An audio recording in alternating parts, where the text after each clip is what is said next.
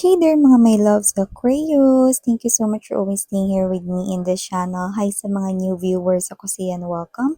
At sa mga returning viewers, thank you po sa inyong walang sawang pagsuporta and love for me. And yes, kung hindi niyo pa knows, mayroon pa po tayong other channel. Link is down below sa ating description box at pag-click nyo yan, direct na rin kayo papunta doon. So dun sa ating other channel, meron din tayong ina-upload na daily collective readings, no, that is for all signs. Ano mga zodiac sign pwedeng makinig at manood, basta just take only what resonates. And yes, wala rin po tayong gender dito, babae, lalaki, LGBT. Lahat welcome. Pwede rin pagpalit-palitin yung roles if you want dahil isa naman itong general reading. And at the end of the day, everybody, it's up to you. You have your free will with you na pwede ninyo na gamitin anytime, anywhere. Okay? Cross-watchers ni Aquarius, welcome ka din. Okay? At kung may Aquarius placement sa kanilang birth chart or natal chart, welcome din po.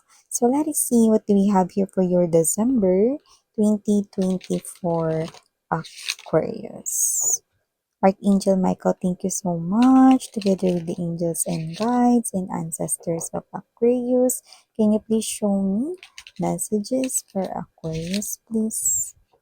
What does Aquarius needs to know for their December 2024, please? Aquarius for December 2024. Can you please show me?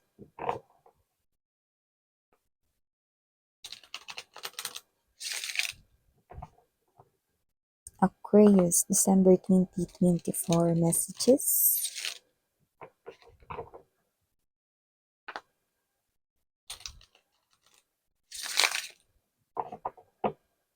Alright, let us see.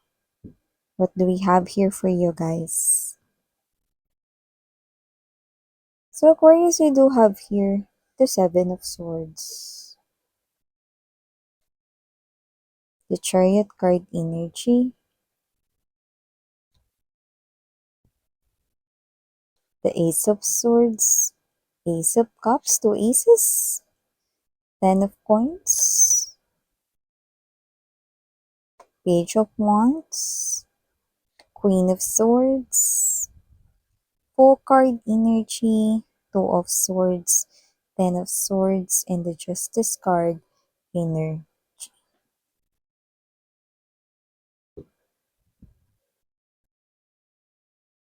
Okay. So, Aquarius, nakikita ko dito, maganda naman yung takbo ng pera ninyo, no? Pero parang yung pera ninyo, parang hindi pa man din nakukuha ko na ganito.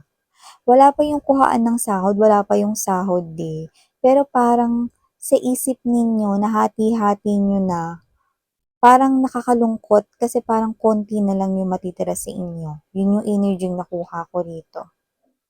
Yun. I'm getting the word obligation. So, pwedeng kayo to na may obligation kayo sa inyong family. Baka nagbibigay kayo sa kanila. Baka ikaw yung, sagot sa kuryente, sagot sa tubig, gano'n. Or baka ikaw yung sa inyong budget for food, no? May mga gano'n na energy. Pero yung iba parang may mga nagbibigay sa parents, no? And nakita ko rito na sometimes na may mga parents na hindi naman inuobliga yung mga anak. Pero dito, parang obligado kayo na magbigay sa parents ninyo no matter what the situation is. Are you getting my point, sweethearts? Ganun nakukuha ko rito eh. Kasi ganito, di ba, may mga ibang parents na okay lang kung hindi ka muna makapag-abot sa kanila ngayon, yan, no? Pero dito parang, alam mo yung energy na ng loan shark, no? Yung parang kailangan magbigay ka pag sahod mo. Parang parang obligado. May ganong energy. So, yan, no, may mga nakuha tayong ganon dito. Yeah. Alam mo yung parang excited ka to receive your sahod, no? Lalo na yung mga bagong dyan, what's this? Mga bagong pasok sa trabaho or kayo to, no, na meron kayong inaabangan na malaking pera. Alam niyo naman, bigayan na ng 13th month pay, no, at Christmas bonus dito, no, plus may sahod pa kayo, no, so may mga excited na dyan na ma-receive yan, no, pero parang may mga nakatangkod at nakaabang din. Yung iba naman, pwedeng hindi nyo parents yun, pero yung iba talaga, napupunta sa pamilya. Yun 'no, may gano'ng klase ng energy. Hindi ko naman sinasabi na mali iyon, pero parang yung energy rito napapagod kayo na gano'n yung setup. Parang kahit wala ka ng maibigay or wala ng matira dito, kailangan may maibigay ka pa rin sa parents mo, you know? Hindi naman sa ayaw mo silang suportahan or whatever 'no, pero parang obligado ka na buhayin sila or obligado ka na kada sahod mo dapat ganitong amount yung ibibigay mo sa kanila, may gano'n, eh. Hindi ko alam kung anong nangyayari rito pero yun yung nakukuha ko dito, eh. Yan, okey. So, fighting, fighting lang mga babes 'no, hindi kayo makikipag-away or ano 'no, cheer up yun. Chine-cheer ko kayo rito 'no, kasi parang na-excite kayo rito makuha yung sahod ninyo pero 'pag naiisip niyo rito na parang 'pag nade-divide niyo na yun sa isip ninyo kung saan mapupunta yung sahod or yung pera ninyo, eh, parang, nakakaramdam kayo rito ng lungkot 'no, 'yan 'no. Parang gusto niyong kumanta dun sa pera ninyo, "Wag ka lang mawawala." 'Yan 'no. Hindi pa nga, eh, parang dumampi lang sa palad niyo na wala na. You know? So, parang kayo 'to na hindi naman sa gusto ninyong solohin yung pera ninyo 'no, pero parang gusto niyo ng, break dito or pahinga rito na parang, "Puwede bang 'wag mo na ako magbigay ngayon kasi parang meron akong gustong bilhin for myself, kahit ngayon lang." May gano'n. Pero parang hindi puwede, kailangan magbigay ka. Basta may gano'n, 'yan.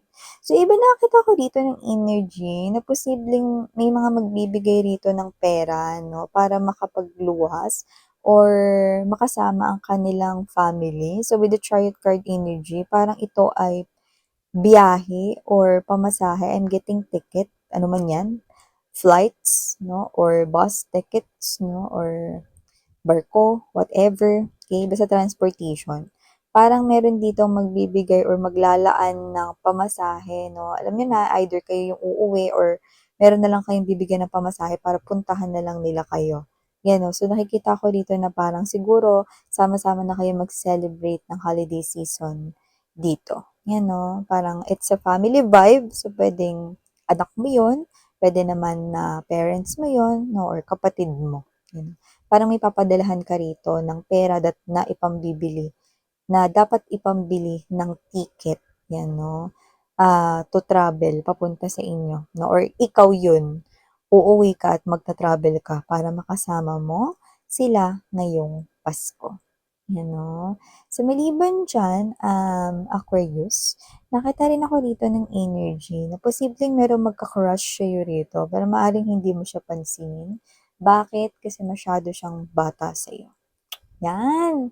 Alam mo yung iba bata talaga sa inyo, mas bata sa inyo si age 'no, Aquarius, yung nakikita ko rito. Pero yung iba, nakikita ko rito na parang alam mo kasing immature siya kaya hindi mo siya pinapansin. So, puwedeng katrabaho mo ito or kapitbahay or puwede rin naman na one of your friends 'no, basta kilala mo at alam mo na napaka-immature niya rito. So, parang ayaw mo rito mga babes na ng alagain at ayaw mo rin ng kaaway araw-araw. Basta yung energy niya immature, 'yan. Ayaw mo sa kanya kasi immature siya. Parang okey siya as a friend, sige, pero hanggang friend lang. Pero sabihin mo makaka-in relationship mo, parang ang nakikita mo sa kanya is magkakaroon ka lang ng problema everyday, 'yan 'no. So, may gano'ng klase ng energy. Pero may mangilan-ngilan rin sa inyo kaya hindi mo siya pinapansin kasi masyado siyang mas bata sa inyo, okey? Mangilan-ngilan lang 'yun sa inyo ha, hindi 'yun mag-resonate sa lahat yung pangalawa kong sinabi, okey? So, maliban diyan, Aquarius, nakita rin po ako dito ng energy 'no, na posibleng meron na rito na magkaroon ng love life or may makilala kayong someone new, okay, na puwedeng hindi niyo pa siya na-meet ever. Lumalabas siya bilang new love at posibleng kung sino man siya 'no, ayaw niyang magsinungaling. Hindi sa hindi pa siya nakapagsinungaling ever. Parang nagkaroon ng instance dati, parang nung bata-bata pa siya or nung childhood niya.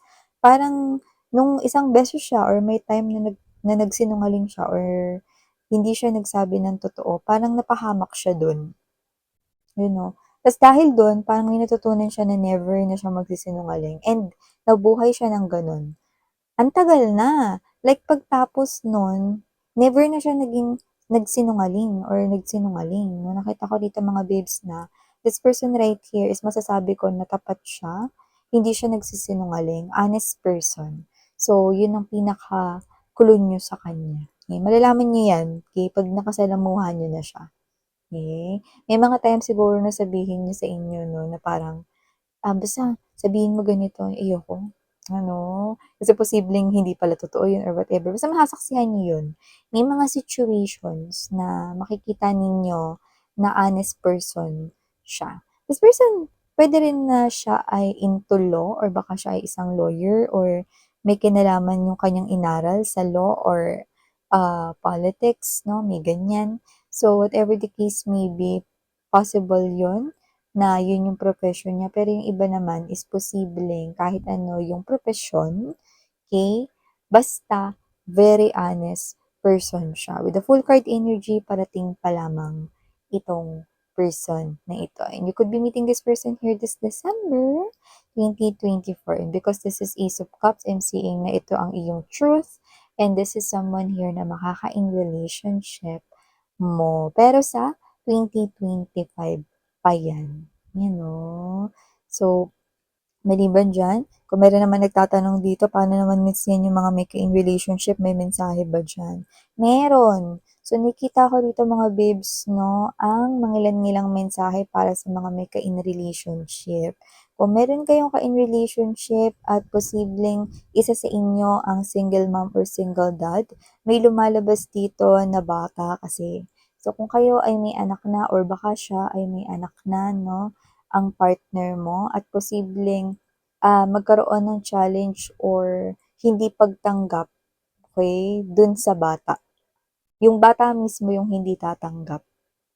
Ayaw niya. Gusto niya yung tunay niyang mommy or yung tunay niyang daddy, gano'n yung dating, okey? Pero don't worry because magbabago 'yan, okey? Magbabago 'yan sa year 2025 din. So, may pagtanggap 'no, pero hindi pa yun gano'n kalinaw ngayon, okey? So, parang magka-in relationship na kayo ta's ngayon ipapakilala na kayo sa anak niya 'no or baka ipapakilala niyo na siya sa anak ninyo. Hindi pa yun matatanggap ng bata, basta yung bata yung hindi makakatanggap agad. Pero may pagbabago na mangyayari diyan sa year 2025, okey? So, sa ngayon, yan muna, okey? So, yung iba naman, ang mensahe na nakikita ko rito para sa mga magka-in relationship diyan, meron tayong nakikita rito 'no, hindi ko alam kung sa side mo 'to or sa side ng partner mo, pinag-iingat 'no, dahil meron isa sa baka nakapaligid sa inyo, puwedeng malapit na friend or whatever 'no, ang nakikita ko rito na posibleng malikot yung kamay. So, maaaring meron dito na mawalan ng pera, okey? Puwedeng sa wallet 'yan, puwede rin naman 'yan mga babes 'no, sa inyong mga ATM kasi may nakita rin tayo rito 'no, na minsan kasi 'di ba, may mga times na dahil, kampante tayo at sanay na tayo na makasama sila, minsan kahit nagwi-withdraw tayo sa ATM hindi na natin tinatakpan kasi nandiyan din naman sila sa likod, oh, bantay ka diyan or whatever 'no. So, minsan gano'n. So, meron akong nakikita ditong magta-traydor, meron akong nakikita ditong malikot ang kamay. 'Yan. May mawawalan ng pera, ano. It's either ikaw or yung partner mo, okey, at kilalanin niyo yung kukuha niyan, okey. Ang tanong kung mahuhuli niyo ba siya na siya yung kumuha niyan? Hindi. Pero nakikita ko rito 'no, na kung sino man yung energy na 'yan, okey, possible na kilala niyo na siya. Kasi posibleng, meron na ring ganyang situation before na na-involve siya, pero sa ibang tao naman, 'yan. So, iba naman dito 'no, na may ka-in relationship, meron tayong nakikita dito na pagganda ng inyong connection sa 2025. Meron tayo dito nakikitang magsasama na kayo together, baka kayo ay, newlyweds na ngayon, pero nakikita ko dito magbubukod na kayo ng bahay sa 2025. Pero yung iba naman is posibleng ikakasal pa lamang kayo sa 2025. May pag-iisang dibdib, may pagsasama. It's like two becoming one. Ganun yung nakikita natin dito. Yan. Wow. So, maliban dyan, Aquarius, nakita rin ako dito ng energy kung saan parang galit kayo dito. Ano? So, nakikita ko kayo rito na parang may kokomprontahin kayo ritong isang individual. Alam mo yung galit ninyo, yung parang mangiyak-ngiyak na kayo, okay? At meron akong nakuha ron sa inyong energy na parang hindi ninyo in-expect. Yun, parang ganun yung energy. Hindi ninyo in-expect. So, parang kung sino man ito, teka lang miss yan ba yung dun sa kumuha ng pera? Hindi, iba ito, mahal. Okay? Iba ito. So, nakita ko dito na parang meron kayong kukumprontahin pero ibang situation ito kung saan yung kausap ninyo habang sinasabi mo yung linya mo sa kanya or habang nakikipag-communicate ka sa kanya para kang mangyak-ngiyak pero galit ka. May energy na maaring binitrade ka niya rito, no? Or may energy rito na posibleng sa lahat ng tao, bakit ikaw pa? Parang ganun yung energy. So, hindi yan miss yan yung kanina na sinasabi mong nanguha sa akin ng ano, ng pera or sa partner ko. Hindi, iba pa 'to.